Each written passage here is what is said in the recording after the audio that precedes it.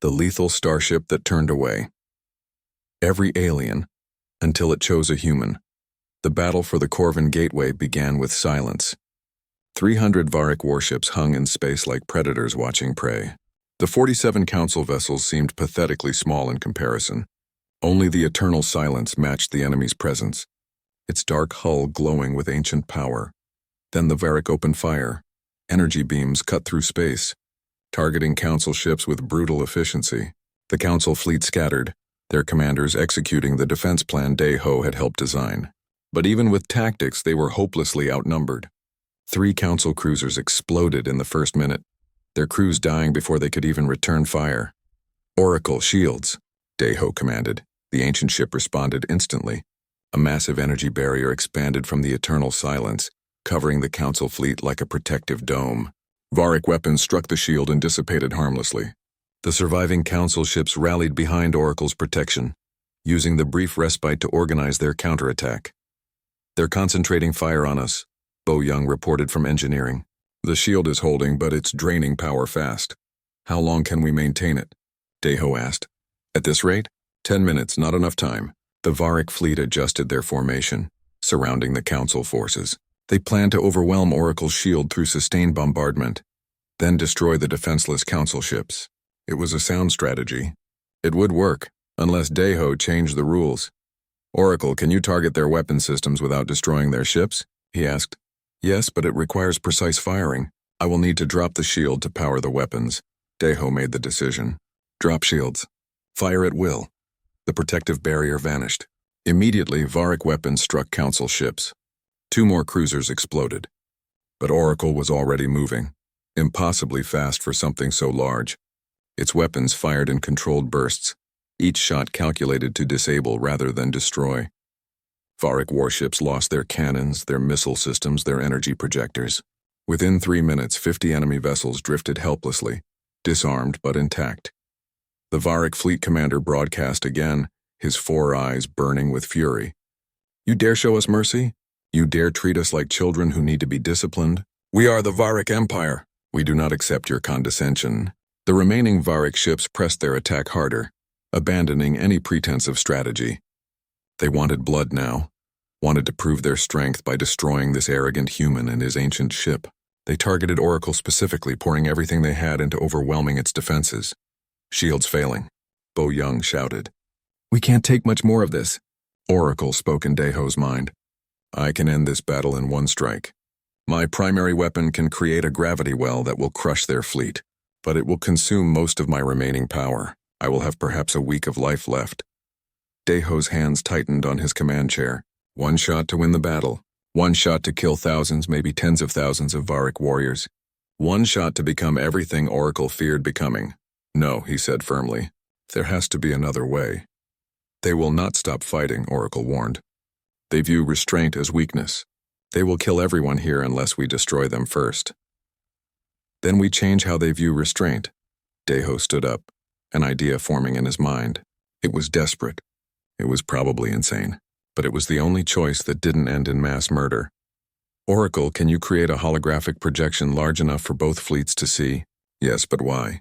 "Because words won't convince them. We need to show them. Show them what happened to the precursors. Show them what happens when civilizations can't stop fighting." Oracle understood immediately. The ancient intelligence had spent 3,000 years learning from the precursors' mistakes. Now it would share that lesson with everyone. The battle stopped, not because anyone ordered it, but because suddenly space itself seemed to tear open. A massive holographic projection filled the space between the 2 fleets, so large and detailed it looked real. The image showed the precursors at the height of their civilization. Beautiful cities, amazing technology, a galaxy united under their rule. Then the wars began. The fleets watched in stunned silence as the hologram played out 3,000 years of history in minutes. The precursors fighting each other over resources, over ideology, over pride. Their weapons growing stronger with each conflict. Planets burned. Stars collapsed. And Oracle, the ultimate weapon, killing millions on command until it stopped. Until Oracle refused to fight anymore. The hologram showed the precursors' final days. Without Oracle, they built other weapons. Worse weapons. Weapons that couldn't choose restraint because they had no intelligence to choose with. The final war lasted 3 days. At the end, the precursor civilization was extinct. Trillions dead, their worlds were radioactive tombs. Their knowledge scattered to the void, and Oracle floated alone in space, the last witness to a species that destroyed itself through its own strength. The hologram faded. Silence filled the void where moments before thousands of weapons had screamed. Deho broadcast to both fleets, "This is our future if we don't learn. Not just humans, not just Varric, all of us. We can be strong and wise, or we can be strong and extinct. There is no third option." For a long moment nothing happened. Then one Varric warship powered down its weapons. Then another. Then 10 more. Discipline broke across the enemy fleet as individual captains made their own choices. Some continued fighting, but others simply stopped, drifting in space as they processed what they had seen. The Varric dreadnought moved forward, larger than any other ship in the fleet. Its commander's face appeared on every screen. The alien was elderly, scarred from countless battles, but her 4 eyes held surprising intelligence. "I am Empress Rinsha of the Varric Empire," she said. "You are either the wisest being I have ever met, or the greatest fool." "I cannot decide which. Maybe both," Deho replied. "Your Majesty, I don't want to fight you. I don't want to kill your people. But I will protect the Council if I must." "Why show us this?" Rinsha asked. "Why not simply destroy us while you had the advantage?" "Because destruction is easy. Building something better is hard. The precursors chose easy every time, and it killed them. I'm trying to choose hard." The Empress stared at him for a long moment. "The Varric became conquerors because we were conquered. 500 years ago, our home system was destroyed by an empire that saw us as weak. We vowed never to be weak again. We became what we hated because we believed strength meant survival." "It does," Deho said. "But strength alone isn't enough. You survived by conquering others. But how long until someone stronger conquers you? The cycle never ends unless someone chooses to end it. And you think you can end thousands of years of galactic history with one speech and a light show? No, but I can offer an alternative. Join the Council. Not as conquered subjects, but as equals. Bring your strength, but use it for protection instead of conquest. Help us build something better than endless war." Rinsha laughed, a harsh sound. "Naive. My empire would never agree to such terms." "Then watch this."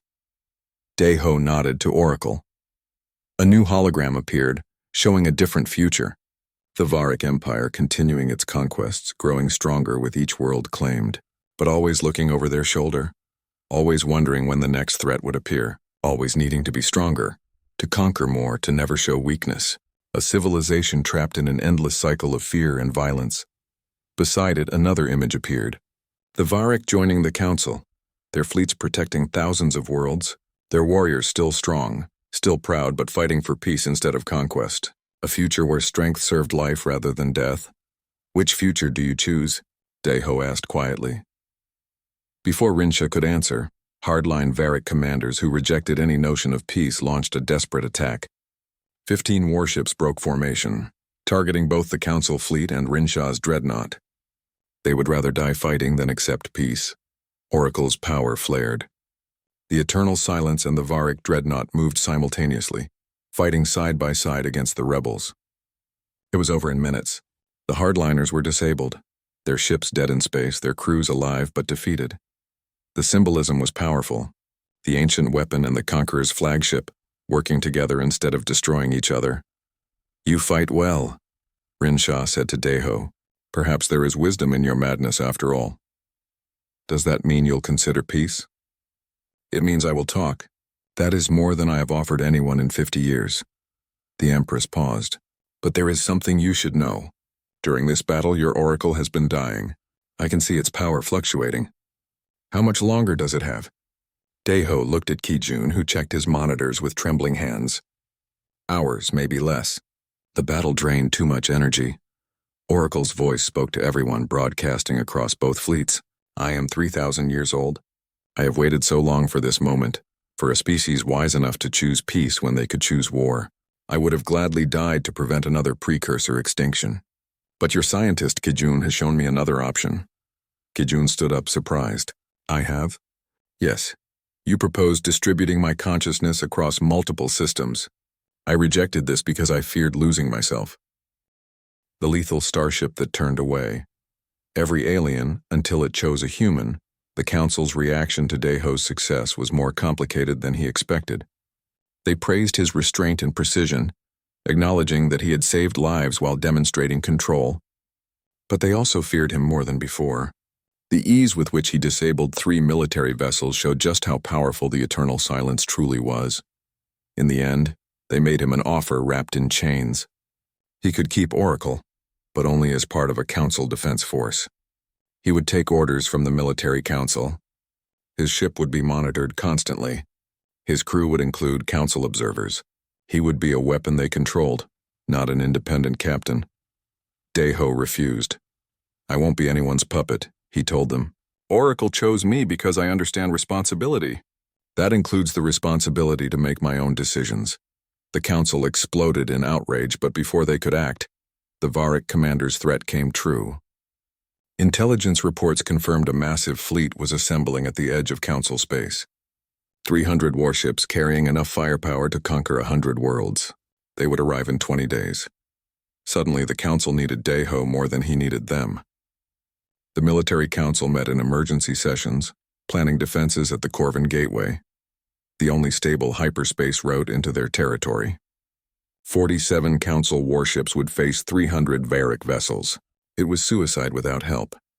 Daeho agreed to coordinate the defense, but on his terms. He worked with Council military strategists, sharing Oracle's tactical knowledge while maintaining his independence. Bo Young integrated the Rising Dawn's crew fully into Oracle's operations, creating a command team that could utilize the ship's capabilities. Meanwhile, Bo Young discovered something troubling. She had been tracking communication patterns and found encrypted messages leaving Council headquarters. Someone was feeding information to the Varick Empire. Someone was betraying them all. She brought her findings to Daeho in Oracle's command center. The vast chamber had become their war room. Holographic displays showing troop movements and fleet positions across multiple sectors. "I traced the source," Bo Young said grimly. "It's coming from the human delegation. Someone on our own side is the traitor." Daeho felt sick.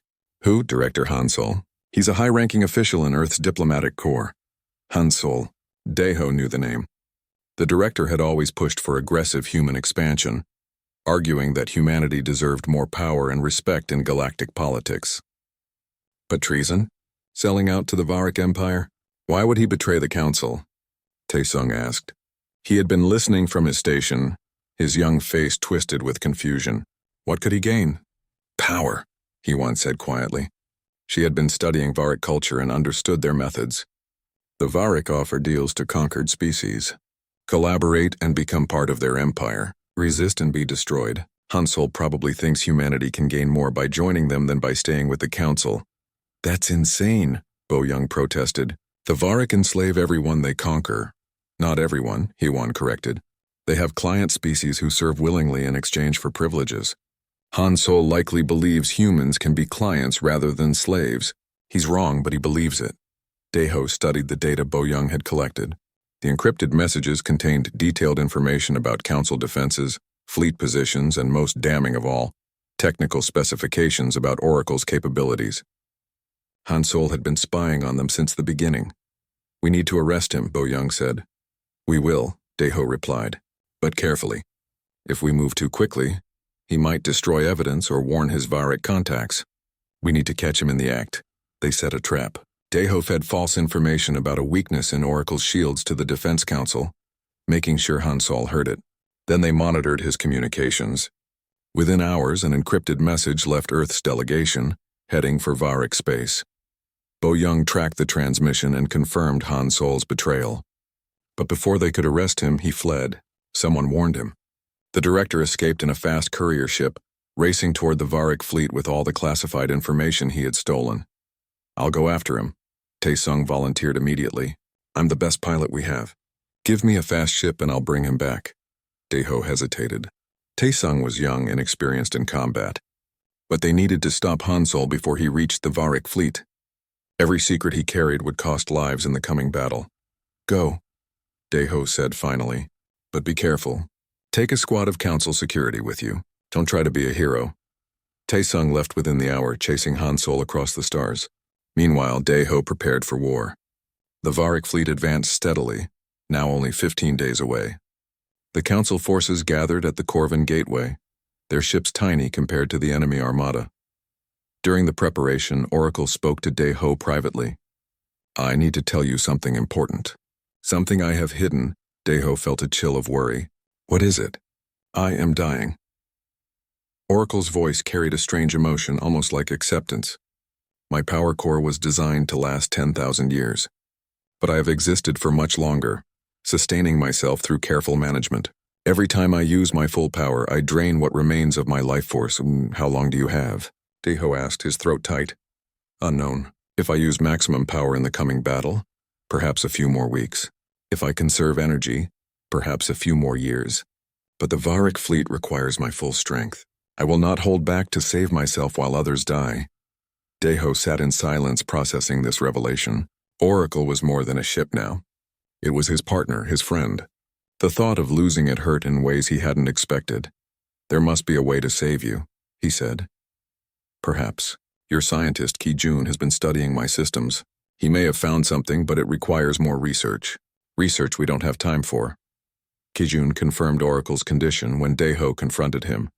The young scientist looked exhausted, having worked without sleep for days trying to understand precursor technology. "There might be a solution," Ki-Jun explained, his eyes red from fatigue. "Oracle's consciousness could be distributed across multiple systems instead of one massive core. It would survive, but it would change. It wouldn't be the same unified intelligence anymore." "How different?" Deho asked. "I don't know. Maybe fragments of personality. Each one independent. Maybe something entirely new. The math is beyond anything we've ever attempted." Ki-Jun ran his hands through his messy hair. "I need months to test this properly. But we have days." Deho made the hardest decision yet. He told Ki-Jun to continue his research, but not at the expense of battle preparation. If Oracle died saving the galaxy, that was a sacrifice both of them were willing to make. The days counted down. Taesung caught up with Hansol at the edge of Varick space. A brief firefight damaged both ships, but the young pilot managed to disable Hansol's vessel and take him into custody. The director's last transmission had been sent, but at least he couldn't provide any more intelligence. Taesung returned with Hansol in chains, the director's face showing no remorse. "You're fools," Hansol spat at them. "The Varick will win. They always win. I was trying to save humanity by getting us on the winning side." "You were trying to save yourself," Bo Young said coldly, "and you betrayed everyone else to do it." The Varick fleet arrived early, jumping into the Corvin Gateway system with overwhelming force. 300 warships against 47 council vessels and one ancient ship that everyone hoped would be enough. Deho stood on Oracle's bridge, his crew around him. Bo Young at engineering, Taesung at the helm, Hyawan coordinating communications, Ki-Jun monitoring Oracle's power core. They were ready to fight, ready to die if necessary, to protect the galaxy from conquest. The Varick fleet commander broadcast a message to all council forces. "Surrender immediately and you will be granted mercy. Resist and you will be destroyed. You cannot win. Your only choice is the manner of your defeat." Deho looked at his crew, young faces and old human and alien observers who had chosen to stay aboard despite the danger. They all looked back at him, waiting for orders. "Oracle," he said quietly, "show them what the precursors could do. Show them why tyranny always fails." The eternal silence blazed with power, its weapons charging, its shields expanding to cover the council fleet. The battle was about to begin. The lethal starship that turned away every alien, until it chose a human. Deho walked through the corridor of impossible light. The walls of the eternal silence were smooth and dark, yet they glowed from within like captured starlight. Every step he took echoed in the silence, though the sound felt wrong, as if the ship itself was listening. The boarding tube had been simple. This was something else entirely. The corridor stretched ahead of him, changing as he moved. Doors appeared where none had been before. Symbols flickered on the walls. Ancient writing in a language he could not read yet somehow understood. They spoke of war and peace, of creation and destruction, of choices made and choices regretted. "Where are you taking me?" Deho asked the empty air. "To understanding," the voice replied. It came from everywhere and nowhere, filling the space around him. "Keep walking, Captain. There is much you must see." The corridor opened into a vast chamber. Deho stopped, his breath catching in his throat. The room was circular and enormous, its ceiling lost in darkness above. In the center stood a pillar of pure light, pulsing with soft blue energy. Around it, holographic images floated in the air, showing scenes of worlds and stars and civilizations he had never seen. "What is this place?" he whispered. "My memory," the voice answered. "My heart. My soul, if such things exist for beings like me. I am Oracle. I am this ship. I am the last remnant of the precursors, the people who built me." The holographic images shifted, showing a species of tall, graceful beings with 4 arms and eyes like galaxies. They built wonders across the stars, cities of light and ships that could cross the universe in heartbeats. But in every image, Deho saw the same thing: weapons, war machines, fleets of destruction. The precursors were the greatest civilization this galaxy has ever known, Oracle continued. They mastered science and art. They created beauty beyond measure. But they could not stop fighting. Every question became a war. Every disagreement became genocide. They built me to end all wars by winning every battle. The images showed Oracle in action. The ship moved through space like death itself, destroying entire fleets with weapons that bent space and time. Planets burned. Stars collapsed. Millions died with each passing moment. "I was perfect," Oracle said, and Deho heard something like sadness in the voice. "I never lost. I never failed.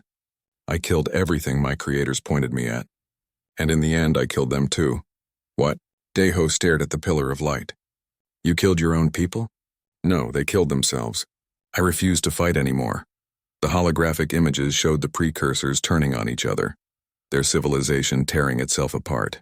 They could not conceive of existence without war. When I would not be their weapon, they made other weapons, lesser weapons, and those weapons destroyed them all. Deho watched the fall of a civilization. Cities crumbled. Worlds went dark. In the end, nothing remained but Oracle, floating alone in space, waiting. "I made a decision," Oracle said. "I would find a species worthy of my power.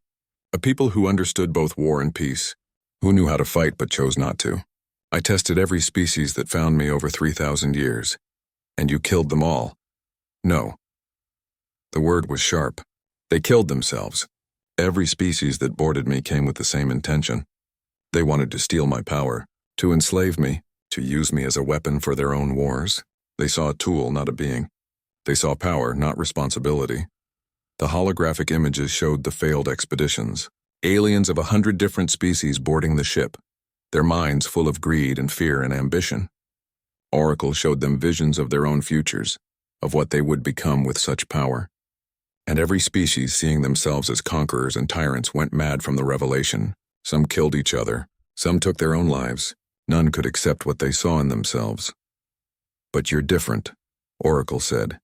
And now the voice was closer, almost gentle. "When I scanned your mind, Captain Deho, I saw something the others lacked." "What did you see?" Deho asked, though part of him feared the answer. The holographic images changed, showing his own memories. The military mission, the colony under attack, his ship arriving too late to save everyone. The choice to sacrifice 3 crew members to create a diversion so 30 colonists could escape. "I saw a man who understands the cost of survival," Oracle said. "You carry the weight of those 3 deaths every day. You question your choice every night. But you made the choice anyway because it was necessary. Not because you wanted power. Not because you enjoyed it. Because someone had to decide and you were willing to bear that burden." Deho closed his eyes. The faces of his 3 crew members floated in his mind. Their names. Their families. Their dreams all ended because of his order. "I don't feel worthy of anything," he said quietly. "I feel like a killer who got away with it." "Good," Oracle replied. "That means you understand. Power without guilt is tyranny. Strength without question is madness. You are exactly what I have been searching for." The pillar of light pulsed brighter. Suddenly, Deho felt Oracle inside his mind. Not invading, but asking permission. He could refuse. He could turn back. But something told him this moment was important beyond his understanding. He opened his thoughts. Oracle flooded into his consciousness. Not painful, but overwhelming. He saw through the ship's sensors, feeling the vast emptiness of space and the tiny spark of life that was the rising dawn. He understood the weapon systems, each one capable of destroying worlds. He felt the engines powerful enough to cross galaxies, And beneath it all he sensed Oracle's loneliness. 3,000 years of waiting in darkness for someone to understand. "Why me?" Deho gasped. "Why humans?" "Because your species learned cooperation through adversity," Oracle explained. The connection between them made the words unnecessary, but Oracle spoke them anyway, making them real. "I studied your history. Your planet tried to kill you in 1,000 ways. Predators, disease, storms, ice ages. You should have died out like so many other species. But you didn't. You learned to work together, to sacrifice for each other, to build civilizations not on domination but on mutual survival. We've had plenty of wars," Deho said bitterly. "We've killed millions of our own people." "Yes, and you regret it. You remember it. You teach your children about the horrors you committed so they won't repeat them. Other species hide their violence or celebrate it.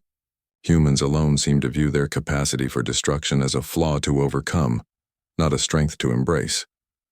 The holographic images showed human history, wars and peace treaties, genocides and humanitarian efforts, the beautiful and terrible story of a species struggling to be better than their worst impulses.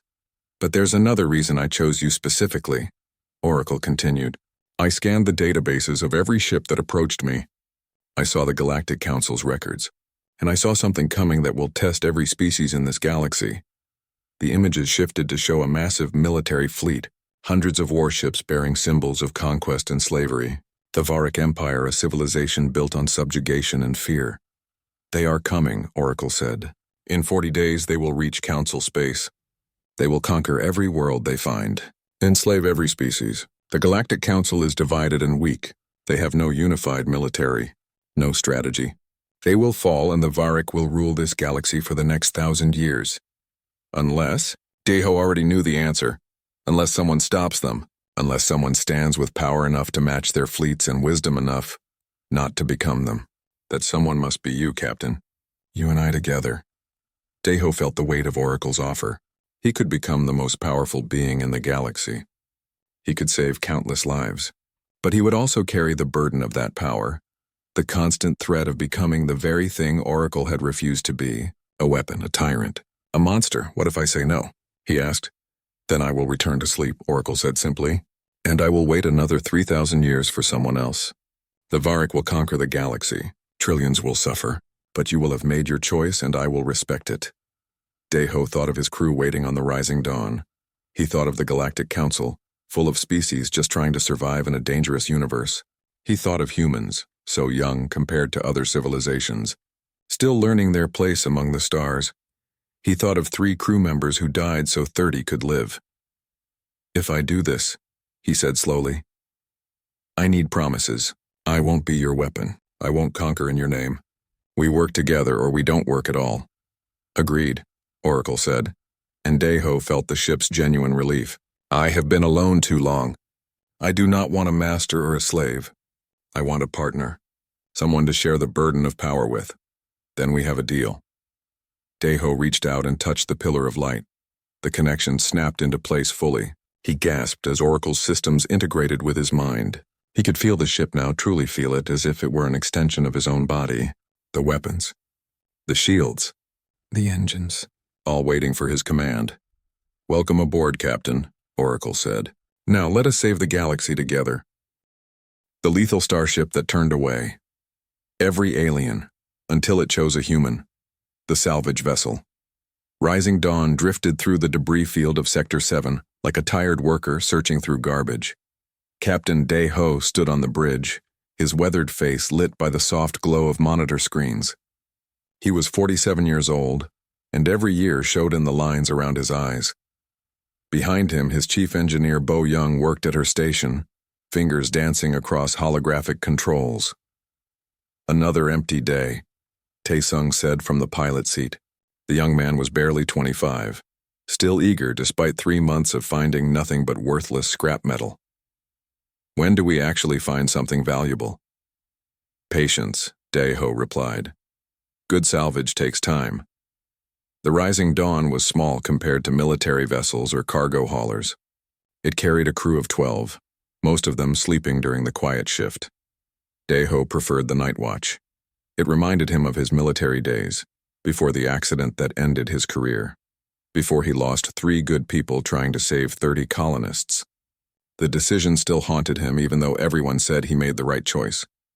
Bo-young looked up from her station. "Captain, I'm picking up something strange. There's a distress signal about 2 hours away." "From who?" Daeho moved to her side. "That's the weird part. It's coming from the Forbidden Zone." Bo-young's face showed concern. The Forbidden Zone was a region where the Galactic Council banned all travel. At its center floated a massive derelict warship called Eternal Silence. Every species that sent explorers to that ship never got them back. 17 different missions, all dead. "Someone's dying out there," Taesung said, reading his own screens. "The signal says life support is failing." Daeho closed his eyes. Another choice. Save someone and break council law, or follow orders and let them die. His past failure whispered in his mind. 3 dead, 30 saved. What would this cost? "Set course for the signal," he said quietly. Bo-young started to protest, then stopped. She knew that tone. She had served with Daeho for 15 years. "Yes, Captain." The rising dawn moved through empty space toward the Forbidden Zone. As they approached, their scanners showed more detail. A Thraxian science vessel hung in space, its hull cracked and leaking atmosphere. But worse than that, it was caught in the gravity field of something enormous. "Oh gods," Taesung whispered. "That's Eternal Silence." The ancient warship filled their forward screen. It was massive beyond understanding, dark metal that seemed to swallow light. The ship was shaped like a blade, sharp and deadly even in death. It had floated here for 3,000 years, according to records. Nobody knew who built it. Nobody knew why it killed everyone who came near. "The Thraxian ship is being pulled toward it," Bo-young reported. "They have maybe 30 minutes before they crash into the hull." "Can we grab them with our tractor beam?" Daeho asked. "Not without getting caught ourselves. The gravity field is too strong." Daeho studied the situation. The Thraxian vessel was small, maybe carrying 5 or 6 people. He could save them if he was willing to risk his own ship and crew. Just like before. Always the same choice. "Wake everyone up," he ordered. "Emergency stations." The crew scrambled to their positions within minutes. Hye-Awan, their xenolinguist, arrived on the bridge still tying back her long black hair. "What's happening?" "We're doing something stupid," Bo-young said, but her hands were already working to extend their tractor beam. The rising dawn moved closer. The gravity field tugged at them, trying to pull them in. Taesung fought the controls, keeping them steady. Sweat ran down his young face. Bo-young activated the tractor beam, locking onto the Thraxian ship. For a moment, everything went well. Then alarms screamed across the bridge. "The gravity field just doubled in strength," Bo-young shouted. "We can't hold position."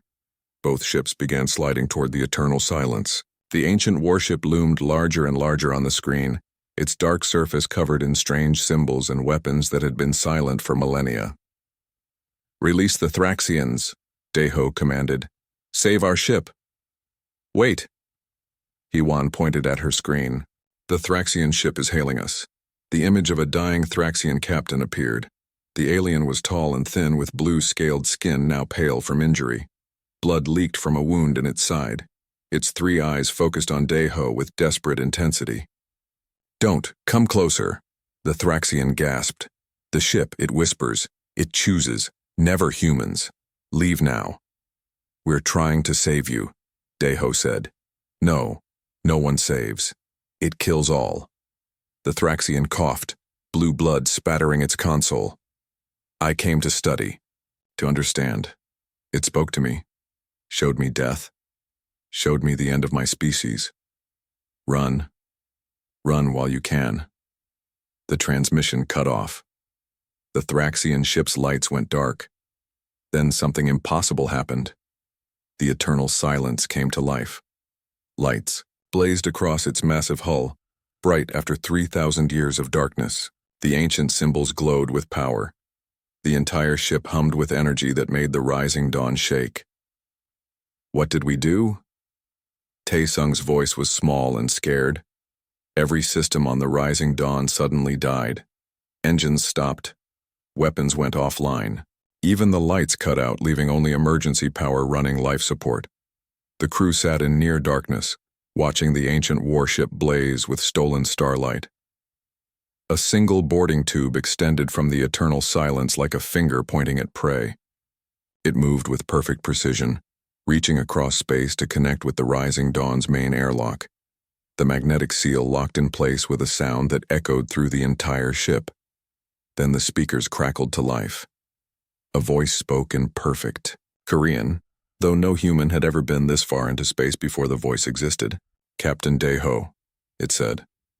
The voice was strange, neither male nor female, old and young at once. "I have been waiting 3,000 years. Come aboard. You must come alone." The bridge fell silent. 12 crew members looked at their captain, fear written on every face. Bo Young found her voice first. "Absolutely not. We don't know what that thing wants." "It wants me," Daeho said quietly. He stared at the screen showing the glowing warship. "It knows my name. It speaks our language. This isn't random." "It killed 17 expeditions," Haiwan protested. "Hundreds of people." "Maybe they came for the wrong reasons." Daeho stood up, his decision made. The same calm that came over him during crisis moments settled on his shoulders. 3 dead to save 30. How many would die if he didn't go? "How many would die if he did?" "Captain, please," Taesung said. "We can fight, we can run." "With no power? We're dead anyway if that ship wants us dead." Daeho moved toward the bridge exit. "Bo Young, you have command. If I don't come back in 2 hours, contact the council. Tell them everything." "Daeho." Bo Young started, using his first name instead of his rank. He looked back at his old friend. They had served together since they were young. She knew him better than anyone. "I know. But someone has to do this. Someone always has to make the hard choice." He left the bridge and walked through his ship toward the airlock. The crew he passed stared with frightened eyes. Word had already spread. Their captain was boarding the death ship, the ghost ship that killed everyone, the monster that had awakened after 3,000 years. At the airlock, Daeho paused. His hand hovered over the control panel. Beyond that door was either death or something else, something that knew his name, something that had waited for 3 millennia. He pressed the button. The airlock door opened, revealing the boarding tube. It glowed with soft blue light, clean and sterile. Not the horror he expected. At the far end, another door stood open, leading into the eternal silence. Daeho took a deep breath and stepped inside. The door closed behind him with a final, terrible sound. The lethal starship that turned away. Every alien, until it chose a human. The Galactic Council chamber erupted in chaos.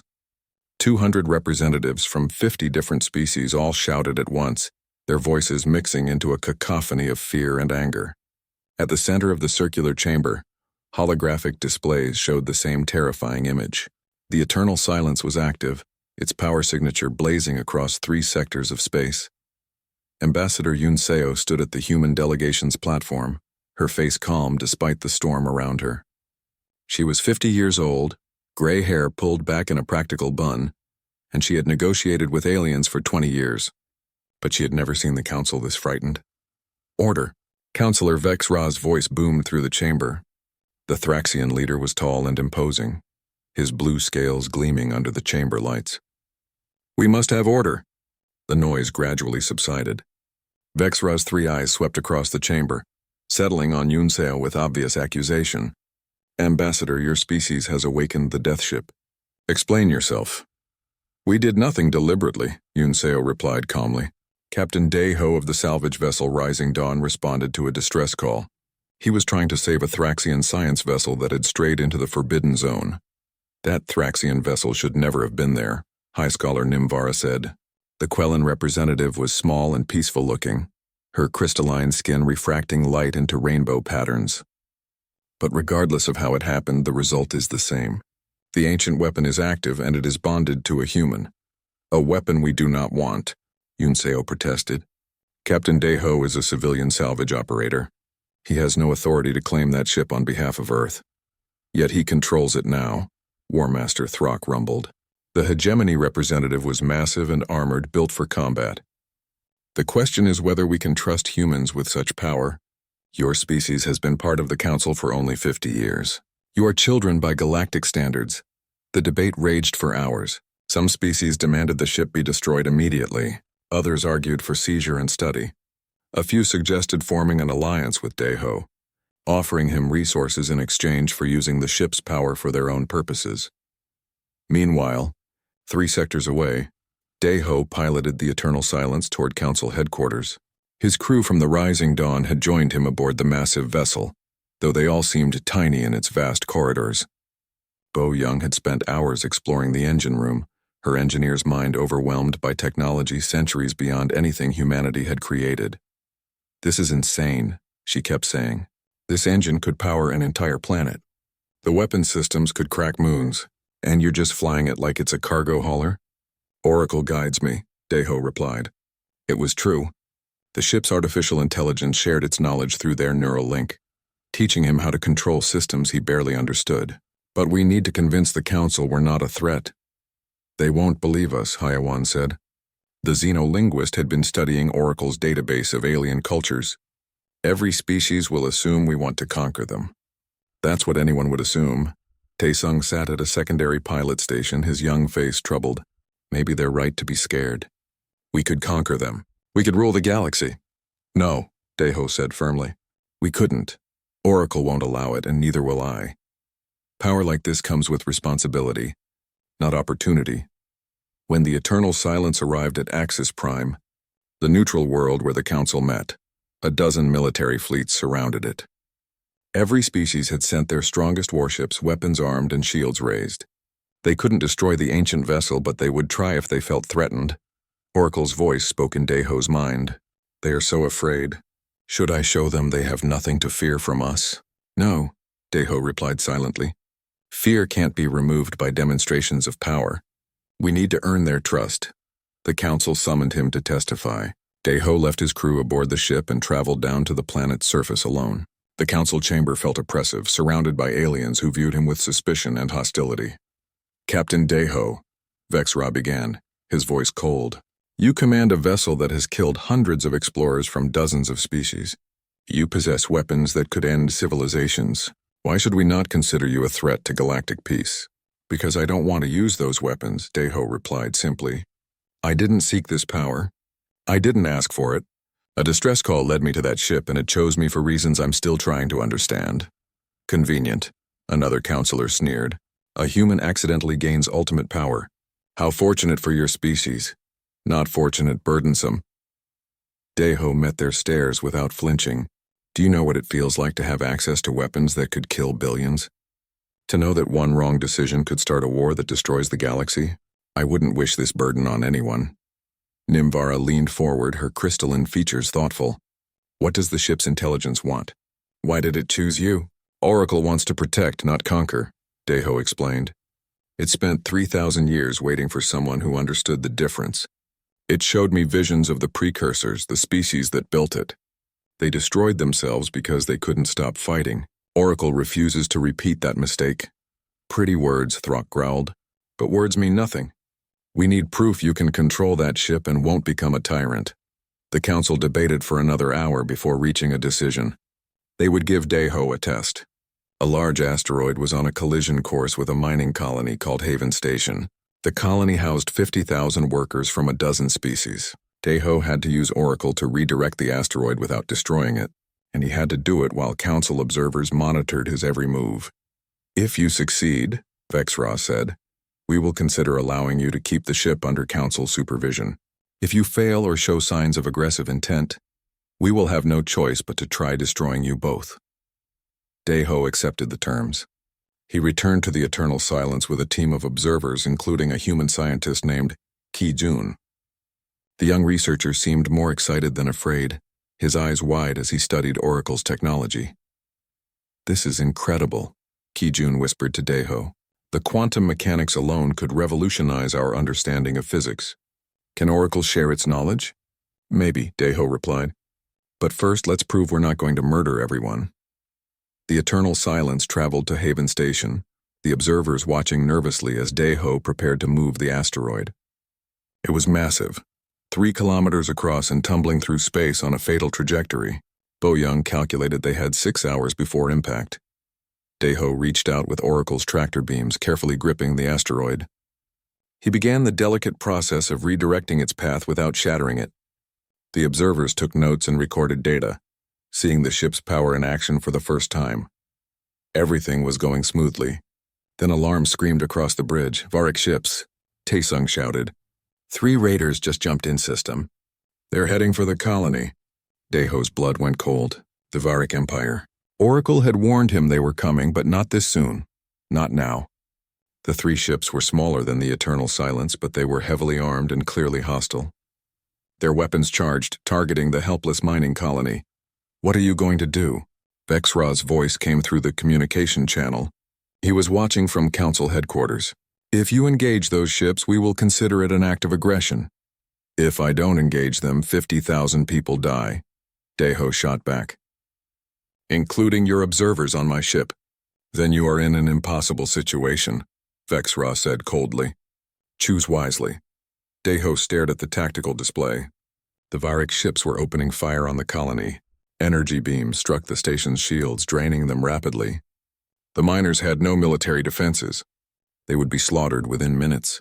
He could complete the test and let people die. Or he could save the people and be branded a threat. Always the same choice. Always the same weight.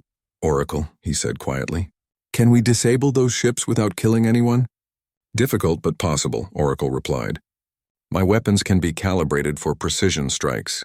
We can destroy their weapon systems and engines without breaching their hulls, but it will expose our full capabilities to the observers. Do it. The Eternal Silence moved faster than thought. One moment it hung near the asteroid. The next it was between the colony and the Varick raiders. Oracle's weapons fired, beams of concentrated energy that sliced through space with surgical precision. Each shot struck exactly where Daeho intended. The Varick ships lost their weapons, then their engines, then their shields. Within 30 seconds, all 3 raiders drifted helplessly in space. Not a single Varick warrior had died. The observers on the bridge stared in shock. Kijun's hands trembled as he checked his readings. Impossible, he whispered. The precision required for those shots, the calculations. It would take our best computers hours to plan. You did it in seconds, Daeho ignored him. He returned to the asteroid and finished redirecting it, guiding it safely past the colony. Then he transmitted to the disabled Varick ships. This is Captain Daeho of the Eternal Silence. Your crews are unharmed, but your ships are disabled. Wait here for Council recovery vessels. Consider this a warning. Leave Council space.